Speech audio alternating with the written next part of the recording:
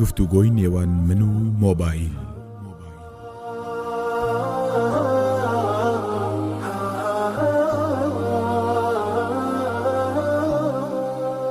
ئای مۆبایل بۆوات لێکردم، بەندی حەز و ئارەزوت کردم، تەمەنی زێڕینت هەموو لێ بردم، ڕووڕەشی دونیا و دوا ڕۆژت کردم، لە حەقی ماڵ و منداڵت کردم، لە دۆست و خزم و کەسانت کردم.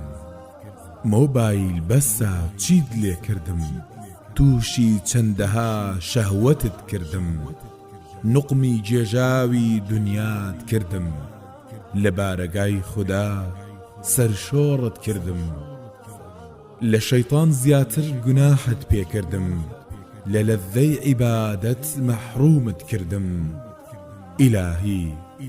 ئیلاهی ئەو فیتنەیە دەرکەی لە دڵم، با بەو گوناحەوە نەچمە ژێر گەڵم، با بەو گوناحەوە نەچمە ژێر گەڵم.